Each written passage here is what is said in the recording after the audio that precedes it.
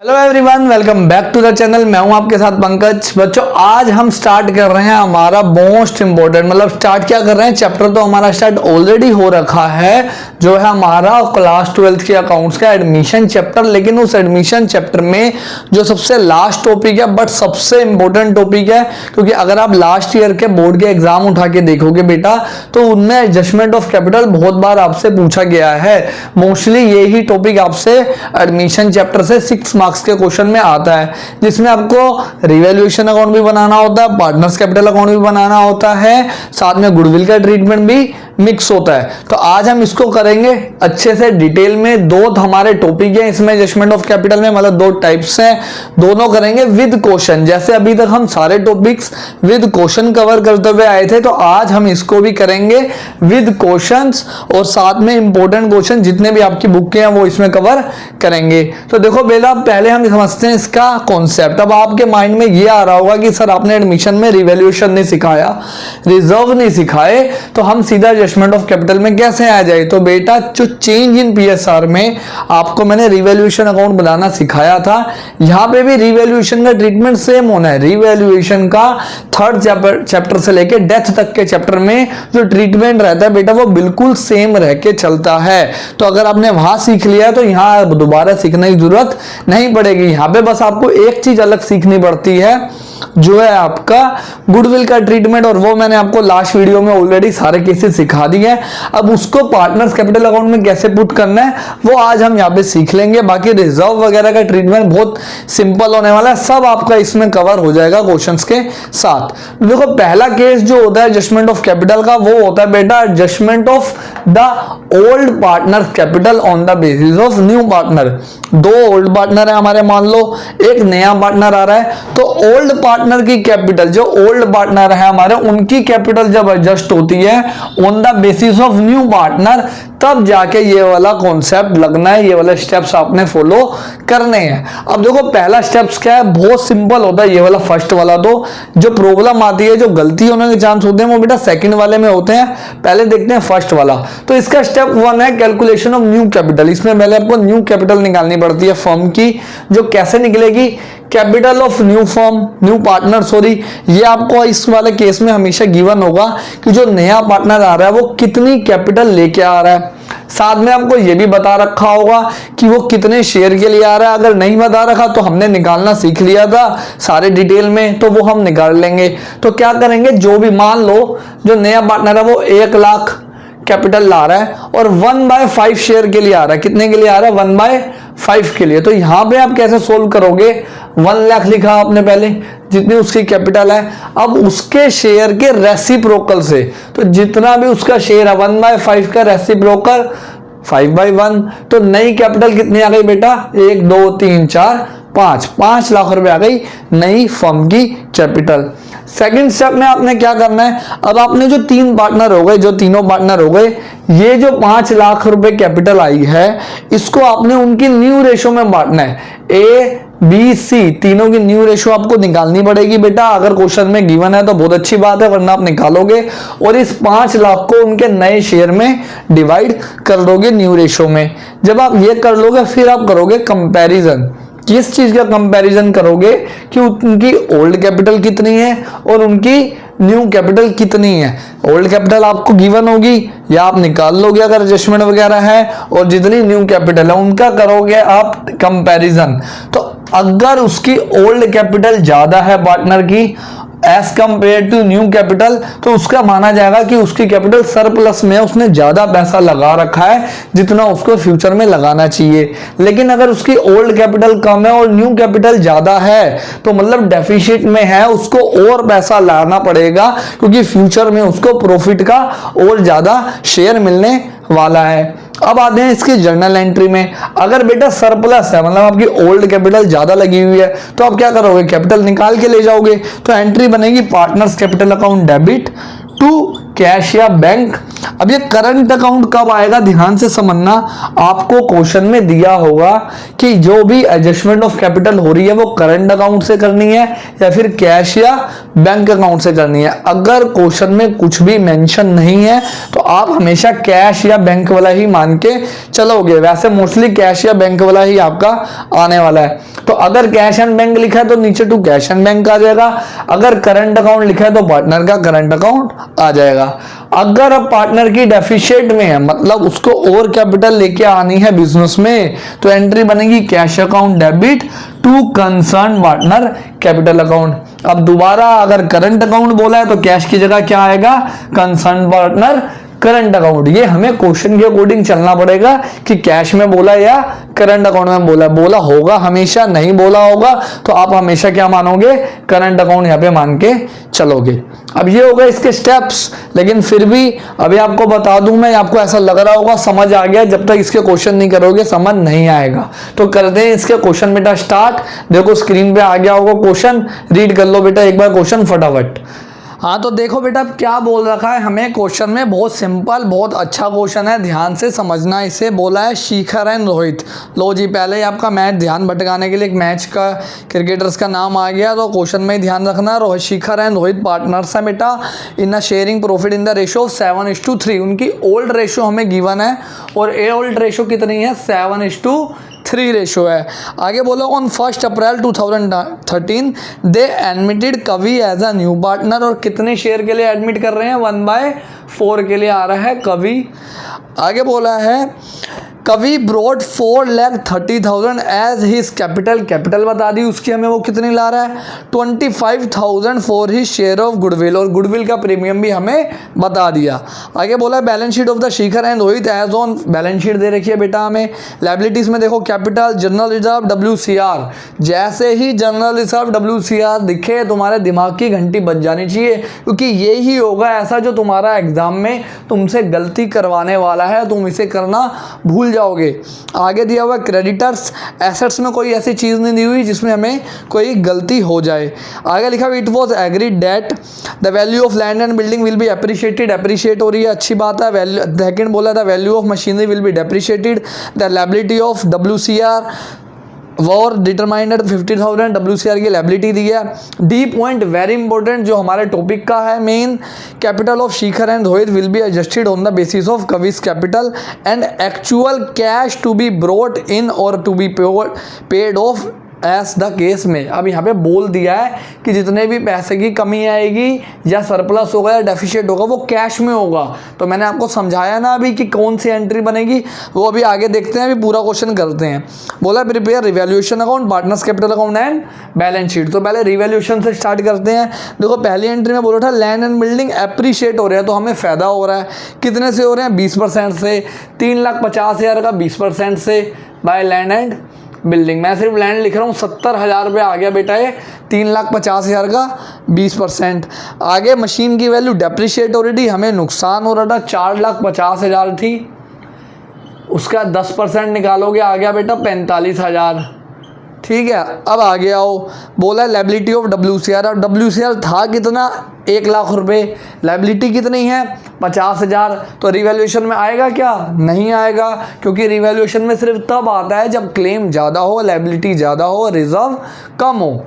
तो ये तो हो गया, बस इतना ही चल रहा है हमारा। तो क्रेडिट साइड ज़्यादा है तो इसका मतलब प्रॉफिट हो रहा है। तो टू गेन ट्रांसफ़र टू, किस में ट्रांसफ़र होगा, शिखर में, रोहित में, के में। क्या के में होगा, सोच लेना, नहीं होगा। अगर जिसने लिख दिया था के में या सोच लिया था के में होगा, गलत है, क्योंकि रिवैल्यूएशन हमेशा ओल्ड रेशो में, ओल्ड पार्टनर्स में ही जाता है यहाँ पे। तो कितना आएगा बेटा ये 25,000। 25,000 को 7:3 में डिवाइड करोगे तो 17,500 और 7,500 आ रहा होगा आपका। हाँ बेटा इतना ही आएगा। ये हो गया हमारा रिवैल्यूएशन। टोटल मैं नहीं कर रहा हूँ, अपने आप कर लेना टाइम ताकि बचे हमारा। अब आते हैं पार्टनर्स कैपिटल अकाउंट में। सबसे पहले आपने पार्टनर्स कैपिटल अकाउंट में अपना धर्म निभाना है और उनका कैपिटल का बैलेंस लिख देना है। बैलेंस शीट में गिवन है दोनों का 8 लाख, ये है बेटा S, ये R, ये K, SRK, ये है 8 लाख और R का है 3,00,000 50,000। और जितनी कैपिटल के ला रहा था वो भी लिख दो।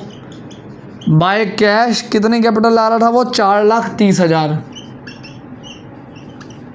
ये हो गई कैपिटल। फिर जो वो गुडविल ला रहा था, प्रीमियम फॉर गुडविल ला रहा था, उसे क्या करते हैं, सैक्रिफाइसिंग रेशो में बांट देते हैं, ओल्ड रेशो में, ओल्ड पार्टनर में। मतलब अब इस क्वेश्चन में कुछ बच्चे सैक्रिफाइसिंग रेशो निकालने बैठ जाएंगे, तो याद रखना जब भी आपको, मैंने पहले भी वीडियोस में बता रखा है जब हमने रेशो के क्वेश्चन करे थे, कि अगर आपको ओल्ड पार्टनर की ओल्ड रेशो गिवन है, नए पार्टनर की रेशो गिवन है कि वो कितने शेयर के लिए आ रहा है, इसके अलावा कुछ भी नहीं बोला, तो ओल्ड रेशो ही क्या बन जाती है, सैक्रिफाइसिंग रेशो बन जाती है। तो एज पर एंट्री यहाँ पे आएगा प्रीमियम फॉर गुडविल, और 25,000 ही गुडविल वो ला रहा था, यस, तो यही वाला अमाउंट आ जाएगा 17,500 और 7,500। ये हो गई हमारा गुडविल का भी ट्रीटमेंट। इसके बाद जर्नल रिजर्व गिवन था, जर्नल रिजर्व बांटो, किसमें बटेगा, इन दोनों में कितना अमाउंट है जर्नल रिजर्व का बेटा, 1 लाख, तो 70,000 और 30,000, क्योंकि ओल्ड रेशो में ही आपका बढ़ता है यहाँ पे। जनरल रिजर्व भी हो गया। WCR में बहुत ज़्यादा बेटा गलती कर देते हो आप, माइनर मिस्टेक हो जाती है, जिसकी वजह से आपका पूरा आंसर गलत होने के चांस होते हैं। अब WCR हमें कितना बैलेंस गिवन था, 1 लाख। 1 लाख में से 50,000 तो कर्जा दे दिया, मतलब लायबिलिटी पे करने में यूज़ हो गया, तो कितना बचा, बाकी 50। तो बाकी 50 मिलेगा कौन से पार्टनर को, ओल्ड पार्टनर को, शिखर और रोहित को, किस रेशो में, ओल्ड रेशो में। और ये अमाउंट आ रहा है 35 और 15,000, 35,000 और 15,000। ठीक है, कभी भी नए पार्टनर में ना रिजर्व बढ़ता है, जनरल रिजर्व, ना WCR, ना P&L, ये यहाँ पे डिस्ट्रीब्यूट नहीं होता। अब आगे जो हमारा वो था कैपिटल एडजस्टमेंट का था, उसके लिए पहले स्टेप्स पे आते हैं हम, अपना यहाँ पे आ जाते हैं, जो हमने स्टेप्स अपने फॉलो करने थे।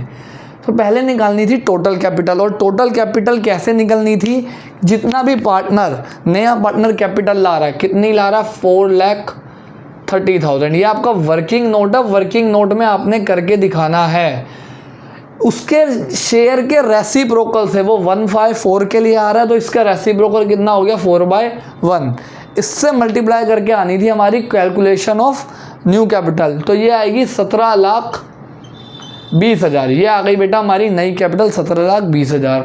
स्टेप 2 क्या था, ये 17,20,000 को न्यू रेशो में डिवाइड कर देते थे, जो भी ओल्ड पार्टनर था उनकी जो न्यू रेशो आ रही है। तो अब हमें इसमें न्यू रेशो निकालनी पड़ेगी, यहाँ निकाल लेते हैं आपकी न्यू रेशो। इस केस में क्या करते थे, अब देखो आपका रेशो भी रिवाइज हो रहा है। लेट 1 टोटल शेयर, लेट 1, उसमें से 1/4 माइनस किया, कितना बचा बेटा, 3/4। इस 3/4 को S और R की ओल्ड रेशो में डिस्ट्रीब्यूट कर देते थे।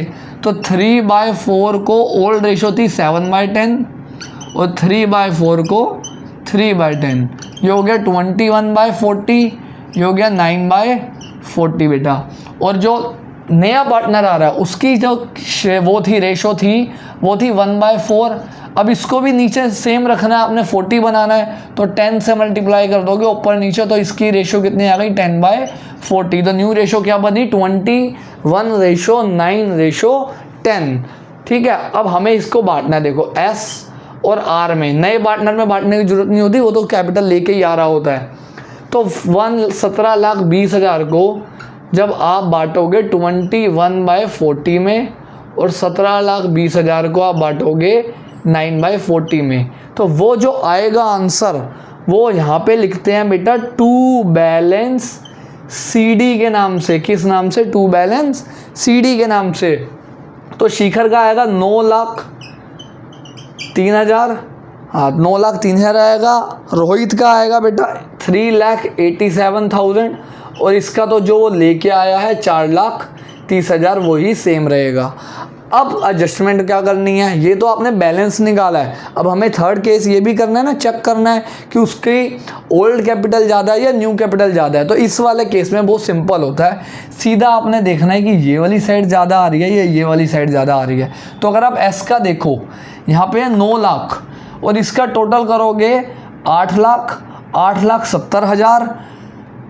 8 लाख 9 लाख हो गया, ये इसको और इसको जोड़ के 9,05,000 ऑलरेडी हो चुका है, 17,000 अभी ये भी है, मतलब क्रेडिट साइड इसकी ज़्यादा आ रही है।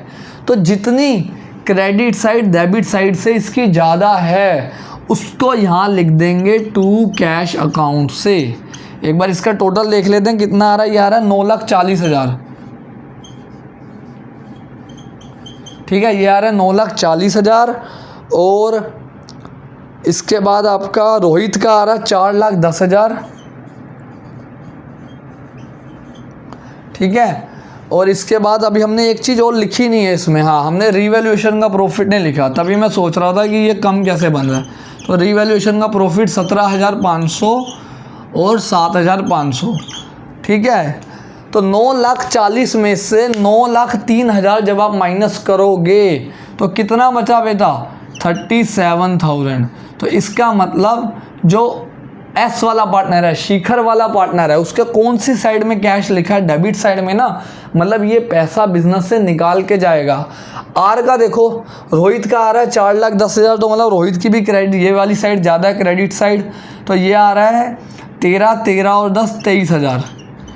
तो ये भी पैसा बिजनेस से अब क्या करेगा, निकाल लेगा। जब भी पार्टनर के डेबिट साइड में आप लिख रहे हो कैश, तो मतलब पार्टनर पैसा निकाल रहा है। अगर क्रेडिट साइड में लिख रहे होते, मतलब किसी पार्टनर की डेबिट साइड ज़्यादा होती, क्रेडिट साइड कम होती, तो उसके डेबिट साइड में हमें यहाँ लिखना पड़ता बाय कैश, तो मतलब वो पैसा बिजनेस में लेके आ रहा होता। ये हो गया आपका, अब टोटल फिनिश हो गया पूरा क्वेश्चन। बैलेंस शीट करने की अभी ज़रूरत नहीं है, क्योंकि बैलेंस शीट का अब क्वेश्चन बोर्ड में आने के चांस 0 हो चुके हैं बेटा, क्योंकि बैलेंस शीट का क्वेश्चन तब आता था जब आपका 8 मार्क्स का क्वेश्चन आता था। तो अभी हम यहाँ पे बैलेंस शीट नहीं कर रहे हैं, जब आगे और क्वेश्चंस करेंगे डिटेल में तब मैं आपको 1-2 बैलेंस शीट करवा दूंगा। बैलेंस शीट में इसमें इतना ज़्यादा चेंज नहीं आएगा, वो आप जल्दी सीख जाओगे। अब आओ बेटा सेकेंड क्वेश्चन में, उसे देखो, उसे एक बार रीड करो, तब तक मैं ये सब क्लियर करता हूँ फटाफट। तो बेटा अब क्या बोला है हमें इस क्वेश्चन में, बहुत अच्छा क्वेश्चन है। इसकी जो एडजस्टमेंट्स हैं, जो मतलब रिवैल्यूएशन से रिलेटेड एडजस्टमेंट है, वो बहुत यहाँ पे अच्छी है। देखो पहले हमें बोला हुआ बैलेंस शीट दे रखी है, the balance sheet of XYZ, 3 partners हैं who share profit and losses in the ratio of 3:1, old ratio हमें गिवन है। लायबिलिटीज में कैपिटल करंट अकाउंट आ गया, मतलब क्या हुआ, दिमाग की बत्ती जली या नहीं जली। करंट अकाउंट मतलब उनकी कैपिटल क्या है, फिक्स्ड है। आगे जनरल रिजर्व, P&L, मतलब सारी एडजस्टमेंट यहाँ पे आपकी कवर होने वाली है। क्रेडिटर्स है, बिल पेबल है। एसेट्स में देखो vice current account asset side में दिया है, क्या मतलब है इसका, अभी समझेंगे क्या है कि उसका जो करंट अकाउंट है वो डेबिट में है, मतलब नेगेटिव में है। आगे हमें बाकी चीजें दे रखी है, लैंड, बिल्डिंग, इन्वेस्टमेंट, फर्नीचर वगैरह जो भी हमारी एसेट होती है। आगे बोला बेटा on the above date W is admitted as a partner on the following term, नया पार्टनर आ रहा है जिसका नाम क्या है, W will bring 50,000 as his capital, 50,000 वो अपनी कैपिटल के लिए ला रहा है। And 1/6 share in the profit, 1/6 share के लिए वो आ रहा है। आगे बोला he will bring necessary amount of his share of goodwill, goodwill भी ला रहा है। गुडविल ऑफ द फर्म, अब यहाँ फर्म की गुडविल दिया, याद रखना इस पॉइंट में भी आप लोग बहुत गलती करते हो, कभी हमें पार्टनर की गुडविल दी होती है, कभी फर्म की दी होती है। तो अभी हम निकालेंगे इस क्वेश्चन में पार्टनर की गुडविल। आगे बोला न्यू प्रॉफिट शेयरिंग रेशियो, तो न्यू प्रॉफिट शेयरिंग रेशियो हमें दे रखी है। इसके बाद हमें दे रखा है द वैल्यू ऑफ स्टॉक वगैरह, ये सब आपकी रिवैल्यूएशन से। उससे पहले एक जो डी पॉइंट है, very very important, the liability of 7004 will be created against a bill receivable discounted earlier from the another bank but now dishonoured. ये अभी मैं आपको समझाता हूँ क्या है। बाकी लैंड बिल्डिंग क्या, और एफ वाले पॉइंट में बोला capital of partners will be adjusted on the basis of W and through their current account. पहले में कैश था, यहाँ पे करंट अकाउंट आ गया है, तो अब यहाँ पे करंट अकाउंट बनाना पड़ेगा। वैसे भी क्वेश्चन में बोला है कि बना के दिखाओ, इसमें बैलेंस शीट बनाने के लिए बोला ही नहीं है। तो स्टार्ट करते हैं अपना पहला धर्म हमारा रिवैल्यूएशन बनाना। तो देखो डी वाली जो एडजस्टमेंट थी उसमें था liability of 704 will be created against a bill discounted earlier. देखो हमने, हमारे पास एक बिल रिसीवेबल था जो हमने बैंक से डिस्काउंट करा लिया था, मतलब वो बिल बैंक को देके बैंक से पैसे ले लिए थे। अब जिस पर्सन ने उस बिल के पैसे देने थे उसने पैसे देने से मना कर दिया, तो बैंक तो हमें पकड़ेगा ना, तो हमें अब पैसे देने पड़ेंगे, हमारा नुकसान हो गया तो डेबिट साइड में आएगा। टू बैड डेब्ट्स भी लिख सकते हो या फिर बिल के नाम से भी लिख सकते हो। अमाउंट कितना है बेटा 7004 या बिल डिस्काउंटेड भी लिख सकते हो आप। इसके बाद the value of stock furniture and investment is reduced, कम हो गई है तो भी नुकसान हो रहा है।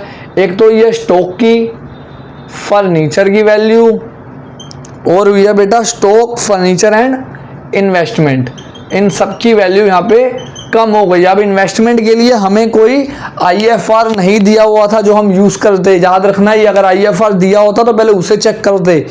स्टॉक बेटा 20% से कम हुई है तो स्टॉक कितने का है 1,37,000 का स्टॉक है, तो यहाँ आएगा आपका, इसे हटा देते हैं पहले, कितना है 1,37,000, मतलब ये हो गया 13, 26,000, 27,400 का तो स्टॉक हो गया आपका। इसके बाद फर्नीचर आ रहा है 16,000 का और इन्वेस्टमेंट है हमारी 36,500 की, तो मतलब 7,300। ये हो गया हमारा डेबिट साइड।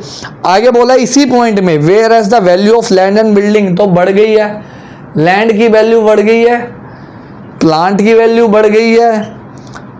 लैंड की वैल्यू बढ़ी है बेटा 20% से, मतलब 35,000 से, और प्लांट की वैल्यू बढ़ी है 10% से, मतलब 6,750 से। अब ऐसे ही पता चल रहा है कि आपकी डेबिट साइड यहाँ पे ज़्यादा है, मतलब डेबिट साइड ज़्यादा है तो लॉस हो रहा है हमें। अब कैलकुलेशन के चक्कर में मैं पढ़ नहीं रहा और सीधा लिख रहा हूँ लॉस XYZ।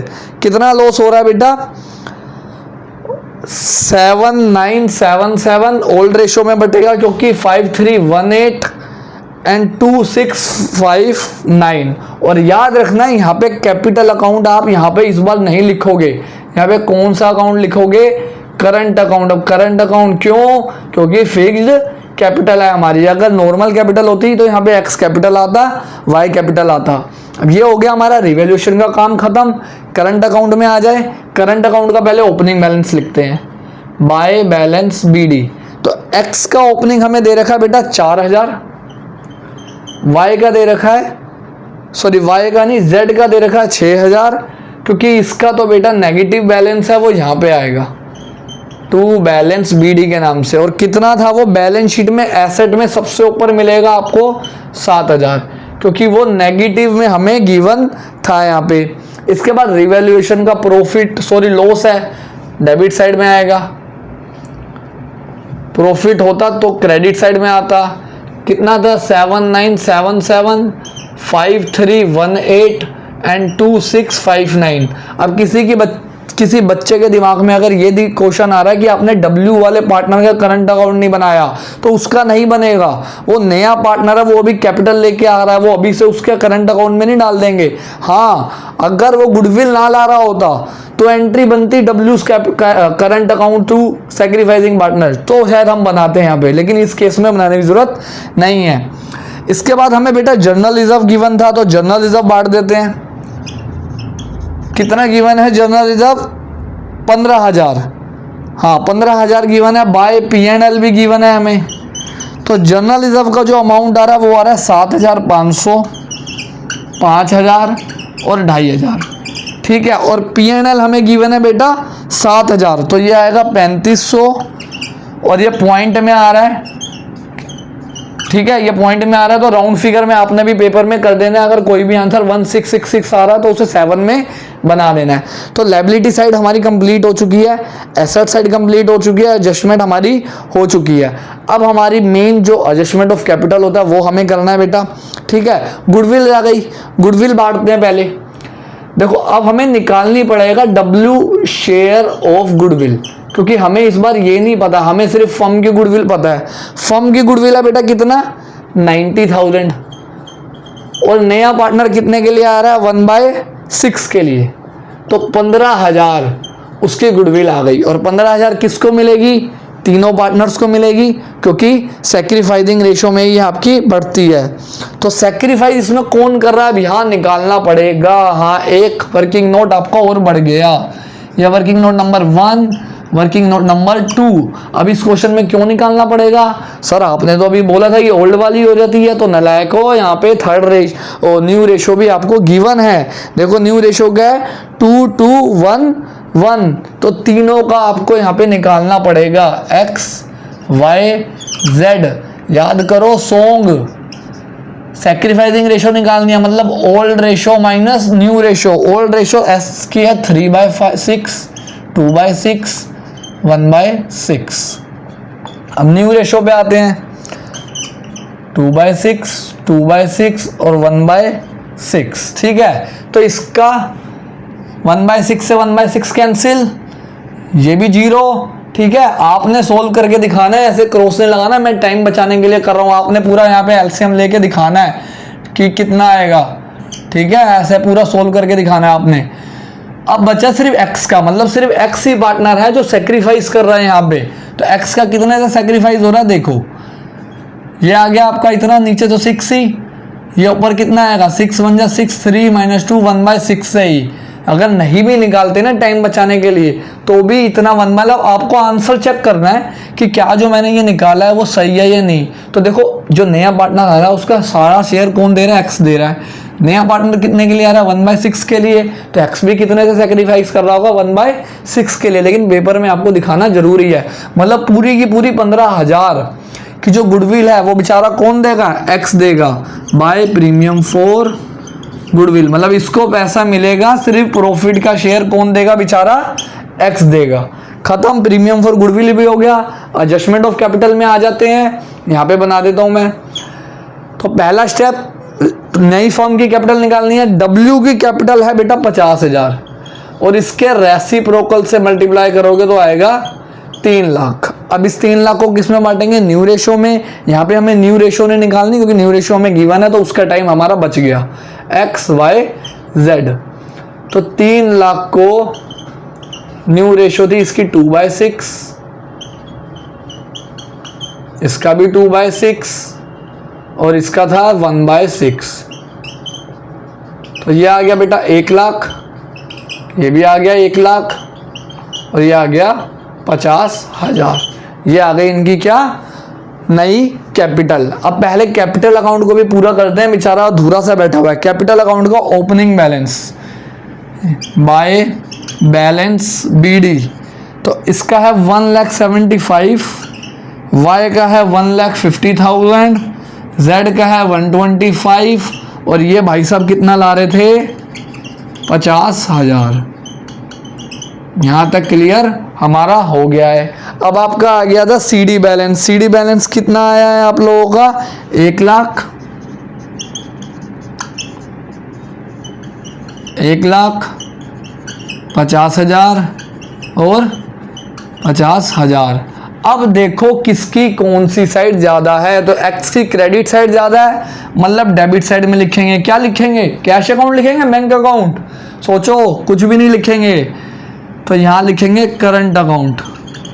x का कितना ज्यादा है, 75,000, y का कितना ज्यादा है, 50,000, z का कितना ज्यादा है, z का तो 75,000 ज्यादा है और W का तो कभी होगा ही नहीं, W का इक्वल ही यहाँ पे आने वाला है। ये हो गया बेटा आपका।